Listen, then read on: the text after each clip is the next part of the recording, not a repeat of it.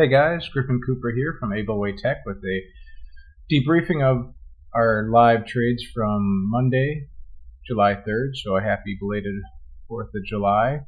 And see, we were trading DIA, and that was 3-minute charts like usual.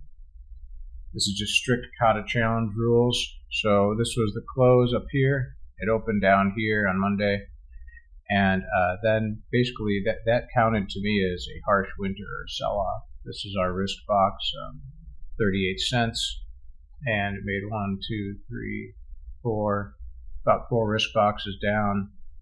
Started to just basically go as from the open, started to recover to close the gap. So to me that was like an SNC because we had this harsh move down and then started to curl back up.